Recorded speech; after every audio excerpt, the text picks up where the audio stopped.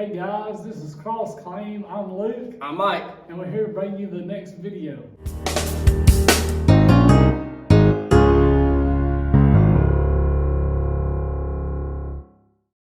We hope that you're having a good week. At the time of recording this video, it is definitely cold outside. Yes, it is. It is snowing. It's snowing, man. It's snowing. And I'm hoping it sticks so I can make some snow ice cream later on. But never heard of that, actually. And on us talking, you can tell that we're from the South because we don't get snow much. we don't get snow much, so yeah, we're excited. Right. I'm glad that this year's starting out with a snow day. Right. Maybe the mosquitoes will be down. And in our video the other day where we're the blood-sucking monsters were grabbing us, we might not have that for a while now. That's right. A little too cold for them jokers. Yeah, it's a little too cold for us to have an outside video too. Yeah, we want to do one, but we'll have to wait a while. Right. So, as you think about what that day was like for you, I hope it was good. I hope you enjoyed the beauty of the snow, even though it's cold and it can be tough on our bodies. You know, it's actually fitting that we're mentioning that with the topic today, because we're talking about God working through our suffering. And I'm not saying, you know. Wait. Wait a second. I don't know how you made that correlation, but let's keep going. Well, okay. I'm not saying that we're suffering with snow. What I am saying is it's tough when your hands are so cold. Yeah, I know. When you're super cold and you're not used to it. Our bodies are weak, and so it's tough. That's sort of what I'm referencing. Right. We can go out there and be like complaining, oh man, I'm just so cold. Or we can go and we can look at God's beauty and enjoy God through that. Although it's cold. Right. I like to be warm. Yeah, just That's seeing what this. I'm saying. Yeah, like seeing the snow come down. It's kind of cool because you can see God in that in the weird ways. Right, exactly. His invisible attributes, as we should say. Yeah. His creative nature. Right. So, with that being said, today's topic is again God working through our suffering. So, I'm just going to give a quick summary of the story of Joseph. You may be familiar of the biblical account of Joseph in Genesis, but if you're not, I'm going to give a quick summary of it. So, Joseph was part of God's lineage, I guess you could say, part of the line that eventually led to Christ. He was part of the godly line back in Israel's time. Right. The reason I'm telling you all that is to give you a little historical context and background of who Joseph is. So Joseph was the youngest of many brothers. And at one point in the story, Joseph was thrown into a pit by his brothers. They were acting in a wicked and sinful way to throw him into a pit because they were jealous, because Joseph was quote unquote the favored child or whatnot. And so they were jealous, and they threw him into a pit. And eventually they sold him into slavery. They sold him to some passerbyers that came by. Well, as you follow that story, Joseph makes his way to Egypt through these people that his brothers sold him to. He goes into Egypt, and praise be to God, God works through Joseph's life to give him favor with Pharaoh, to give him favor with Potiphar. And through that, Joseph gained a high position in Egypt. And he was a manager of many, many things in Egypt, managing so much in that whole country that he was well known by many people through a seemingly crazy consequence or crazy scenario. Well, Joseph was in that high position, and eventually the wife of Potiphar accused him of sexual sin and got Joseph put in prison. I'm not sure exactly how long Joseph was in prison, but during that period he was in prison. I'm sure that he was going through a tough time. He had already been sold into slavery by his brothers, which was suffering through the hands of wicked, sinful men, namely his own brothers, to betray him like that. You don't know what was going through his mind. But then he was put in prison for something he did not do. Okay? Well, through that experience, Joseph God used him in a mighty way to interpret dreams of prisoners in that prison. The dreams that Joseph interpreted came true for the two prisoners that was with him. Well, through that, Potiphar had some dreams, and through him having dreams, he wanted someone to interpret it. Well, in the end, Joseph got taken out of prison, and he interpreted the dreams of Pharaoh, and he gained back his position, and he was again in a high position in Egypt. Well, eventually, a famine came, and Joseph's brothers came to Egypt. And Joseph knew him, obviously. And long story short, Joseph could have treated his brothers, poorly and done evil to them. But in the end, Joseph loved his brothers, forgave them, and actually invited them to Egypt to get through that famine at that time. Yeah. Do you have anything to add? Is that a fairly good summary? Yeah. I want to make a little corny little laugh a little bit. But anyway, he says it's a summary, but I think he just told you the whole book of Joseph. Not the whole book of Joseph, but the story of Joseph. Okay. The section, and I think he just told you the whole thing. Well, I wanted to give a good summary so you could get that context while we're using this as an example. Right. So, the reason why, in the end of all that, God has purposes and He has plans through suffering. Now, Joseph may not have known that when he was in that pit after his brother sold him or threw him in there. He may not have known that when he was in prison. Right. But he was going through a hard time during that period of his life. It was suffering. It wasn't fun. It was like, God, what's happening? What's going on? Mm-hmm. And it was through the hands of sinful men. It was through the hands of wickedness. And so that was how Joseph himself wasn't sinful in that behavior. He didn't sin and then get thrown into that pit or sin and get thrown into prison. He was falsely accused and get thrown into prison. So my point of saying that is wicked people acted and Joseph was in a circumstance that he couldn't control. He was in that circumstance where he couldn't control. Right. He was thrown into that pit and he was thrown into jail. So that's suffering, and when we see an example of that in Scripture. So through all that, one may wonder what's God's purposes. Well, one thing I want to draw from that is we can be confident that Joseph learned dependence on God through that whole experience. When he was in that pit, there's no telling what was going through his mind. When he was in jail, there's no telling what was going through his mind. But through all that, we can be confident that God was teaching him, look, I know you're in this circumstance, but I still love you. I still care for you. And I want you to depend on me. And sometimes that's hard for us to accept, but God is God and He's in control. And although bad things happen, although suffering happens, we can be confident He's at work through it. And He can teach us to depend on Him, which is the best place to be. Because when we depend on ourselves, things go for the worst. But when we depend on God, He'll supply our needs. Right. He will supply our needs. Cool point here, and this just dawned on me. And so, back this up for me when you hear me say this.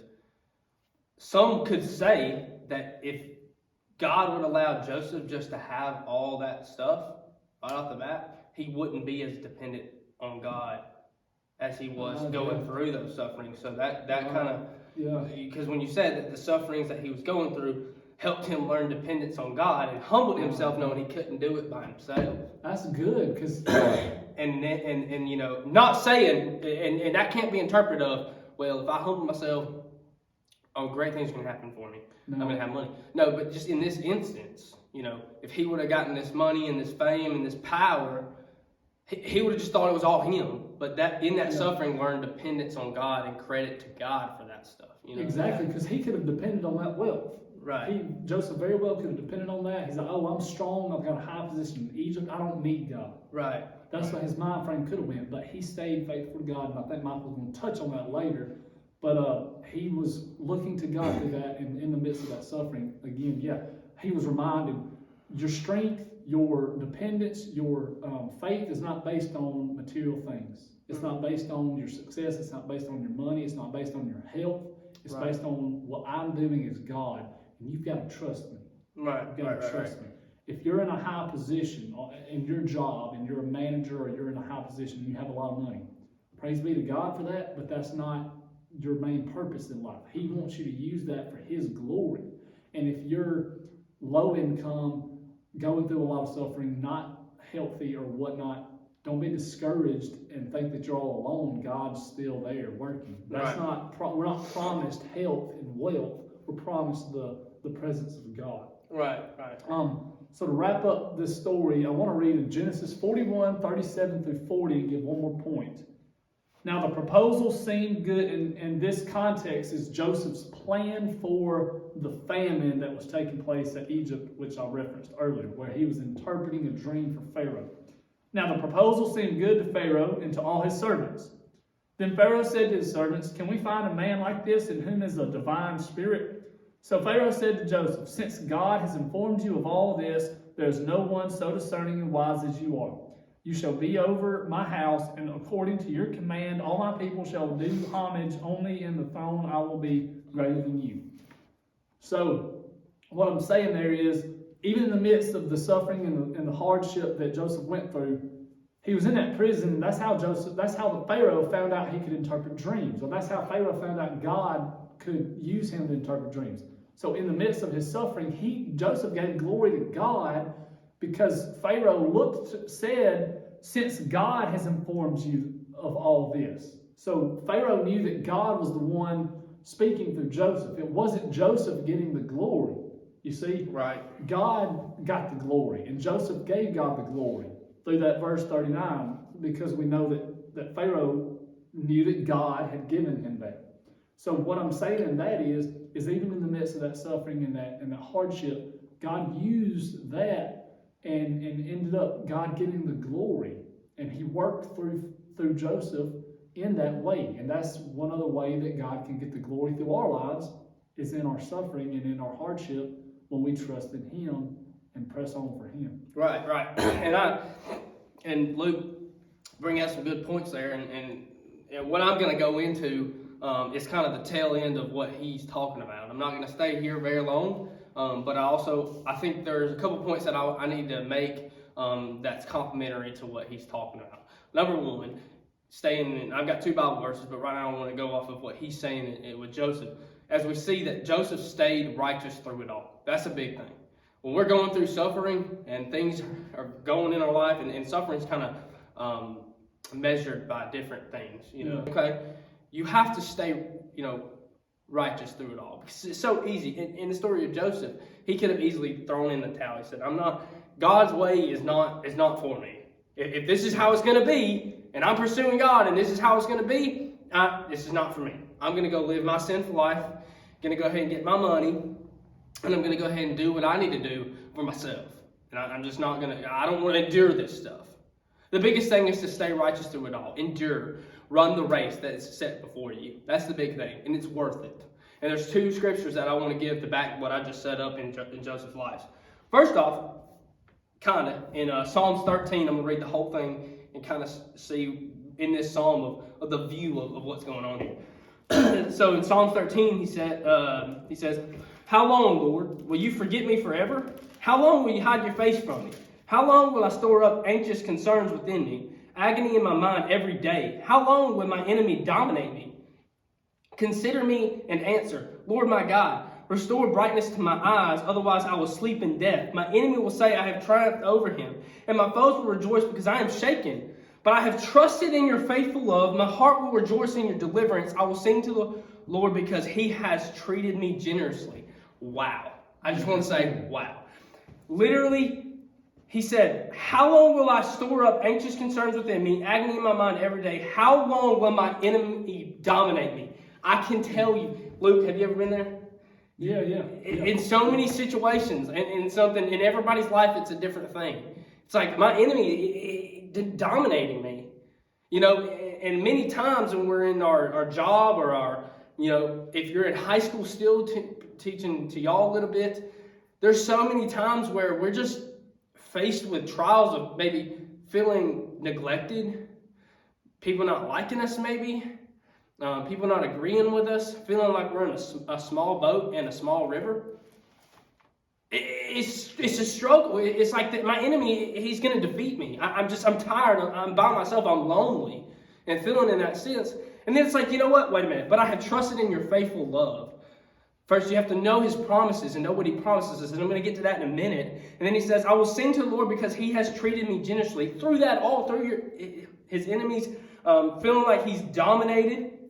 And that his enemies will say that I have triumphed over him. And you can't say that you've never been there before. If you're a believer in Christ, sometimes you're like, man, I know I'm right, but my enemy, they're laughing at me and they just, and this can be interpreted in so many different ways and so many aspects of life. And it's like they think they've won, and you're really trying to still love that person, you know, in midst of that. You're still trying to stay righteous in that, knowing that the Lord is good and the Lord has promised many beautiful things through that. And that's where I really want to get to. And what notorious verse for this other than Revelation 21 verse 4.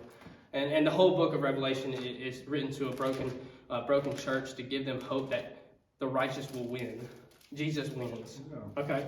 And to finish this, in Revelation 21 verse 4, it says, He will wipe away every tear from their eyes. Death will be no more. Grief, crying, and pain will be no more because the previous things have passed away. Jesus wins. That's the biggest thing. Jesus wins. Stay righteous through it all. Run the race. You know, he explained why sufferings happen, to draw us closer and depend on God, giving him glory in that, because realizing, man, I can't do this by myself. There's no way. This flesh is nothing without God. His breath is it's his breath inside of me right now. You know, he poured life into me, and I need him every day. That's the giving him glory in this suffering, and then not giving up, not throwing in the towel. We win in the end. That's the biggest thing. So hopefully this video encouraged you. Have anything to say on that? I think that's a good wrap up. That no matter what you're going through, that God is faithful and he's worth looking to in the midst of that. Right. So hopefully this video will encourage you and just help you endure this race that we're set. We have a battle every day, and we'll be praying for y'all. Send us an email at madlcg05@gmail.com. Give us some prayers to be praying about. You know, give us some topics to talk about. We're here for y'all guys, and we love y'all. And we'll catch you in the next one.